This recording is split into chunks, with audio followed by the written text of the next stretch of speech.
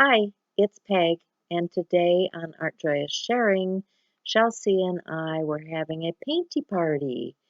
And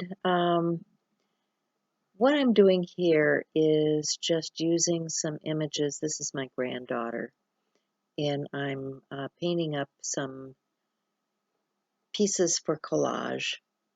I like to do this to prep things for transferring to a page or a panel, whatever you're working on. But we do this each week, 10:30 Central Time, which is my time. And if you want to join us live, check out Art Joyous Sharing. That's a sister YouTube channel that I share with Chelsea to do our live shows on. But I typically do a sped up version of that because not everybody has an hour and a half to sit and watch us or to chat with us. I realize that there are working people who cannot spend that kind of time with us. So um, this is what I do for my other audience so that they can still see what we created. If you want to hear more of the conversation that we had during the show, then you can go over to Art Joyous Sharing and watch it in real time. You can speed things up to get through the portions that you don't really need to get all the details on. But if there's something in particular that you're interested in, you can go check that out there. So this is a wood panel from Arteza. I had put some gold gesso on it first, and then I'm just applying some paint. These are Deco Art Media Fluid Acrylic paints, and using a card to spread it around. Then I'm going to get some papers. This is another thing that I like to use are papers that I've altered. These are prints from, what do they call it? Citrusolve prints, where you take Citrusolve and alter the pages of magazines, and you get these really cool, interesting effects. So what I'm doing mostly today is talking about foundations for your artwork. I'm showing several different techniques to be used, whether it's in a journal, on a panel, on a canvas. There are lots of different ways to approach this. So I've still got some paint on my brush, but that's okay because I'm just applying some matte gel medium to the paper and to the panel and smoothing it out and making sure that I get that down. I'm auditioning pieces of paper to collage on this panel, and eventually I'll get the ones that I like and get my foundation started. One of the ways that I like to start is with collage. Paint, collage, they all work together really nicely. The next step I like to use usually is some kind of stenciling or mark making.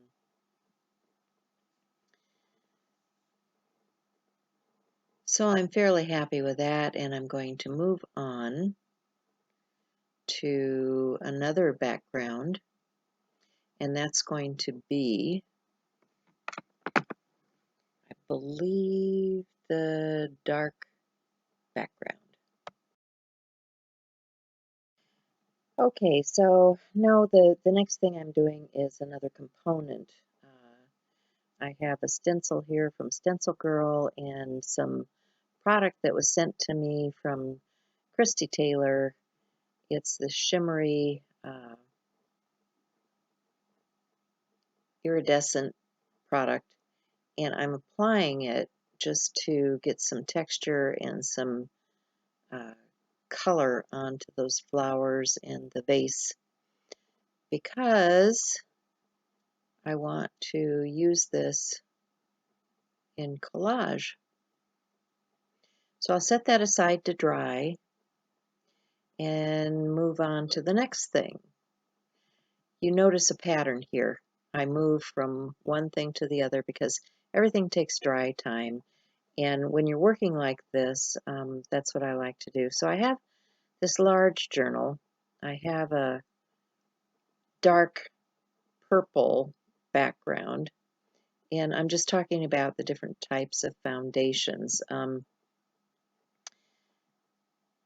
The dark coloration is a nice place to start from. The collage is a nice place to start from. The texture is a nice place to start from.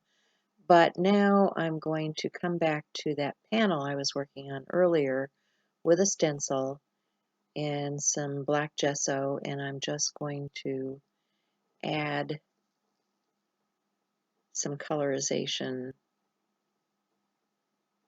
on that piece, and then I will be setting that aside to dry once again. I've got some green gold and some blue-green colors that I'm using in that background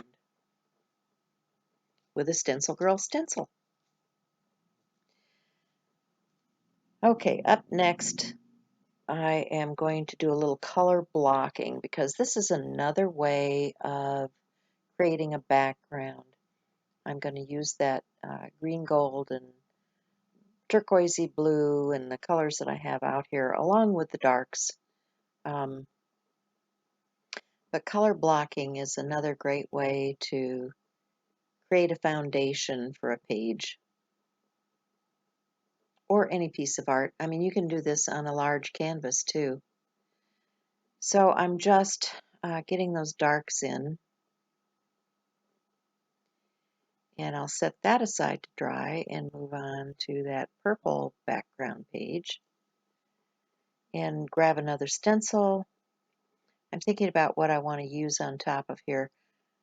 And I was going to go right to that product from Christy Taylor, and then I thought, no, I want to use some spray. So that'll take a little while to dry. I'm auditioning this piece on one of those other backgrounds. This is a canvas that I had prepped earlier. It's got a lot of texture on it, but I have these self-portrait pieces that I'm going to glue down on a couple of these canvases. What I do is I take an image and start painting on it, get it ready to transfer to a project, and then I'll get those onto those backgrounds, and then I can come back, you know, maybe after a day or so after these things have had a good chance to dry down, and do some pen work and finishing touches painting on these. You don't want to go directly to your project and have a chance of ruining your pens and things.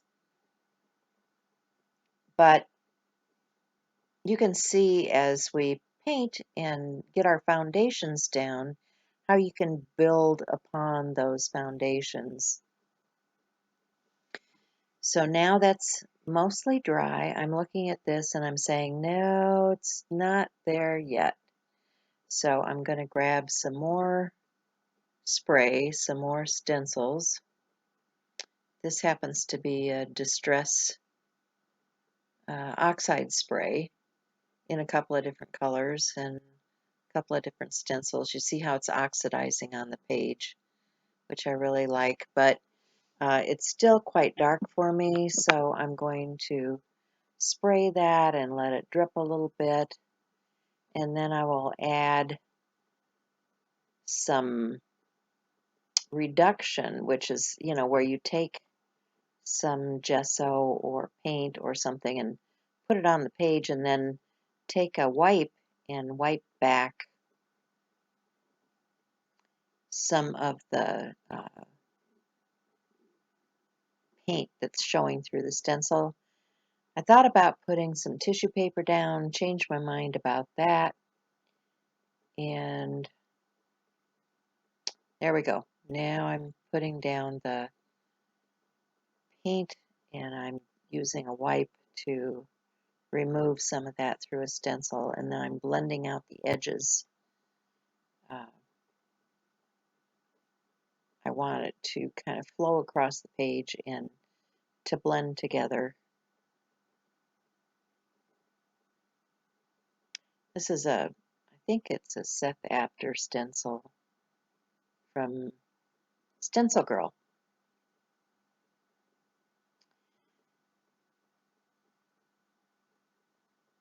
So there's our color blocked piece, and it's mostly dry. So now I'm going to come back and put some more layers on top of that. So I have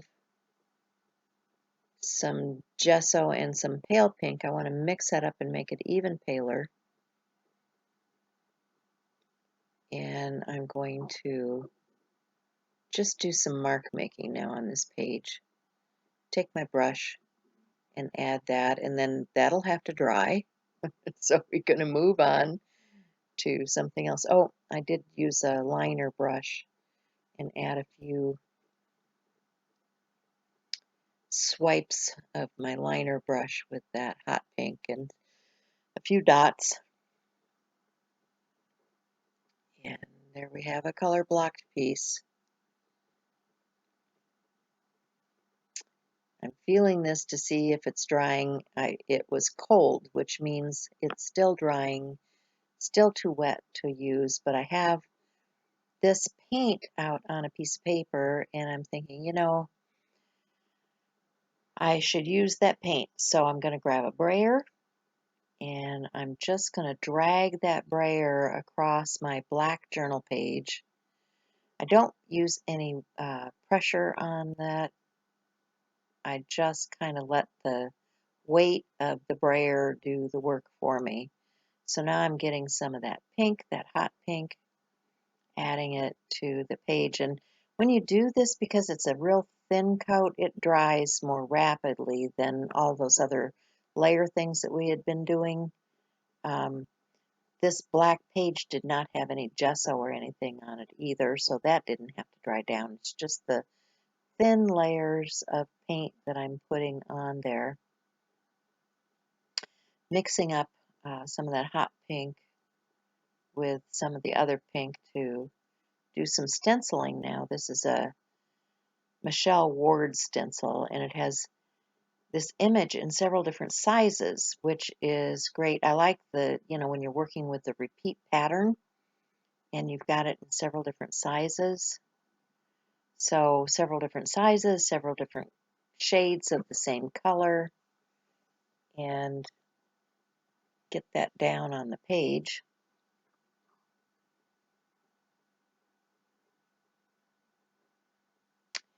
And that's pretty much dry. It's a little bit damp, but because it's real thin layers of paint, it doesn't take as long as some of that other stuff.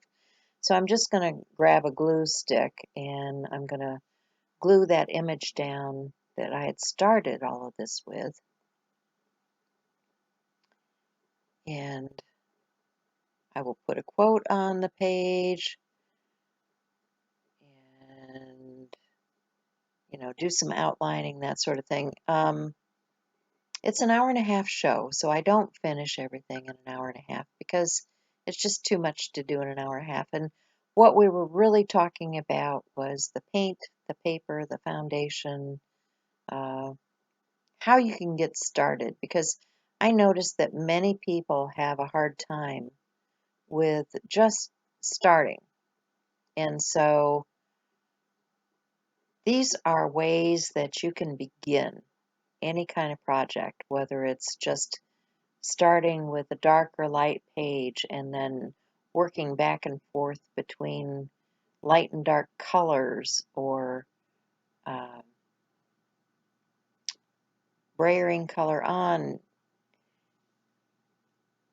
It's all about foundation, painty foundations today, because you know we were definitely working with paint.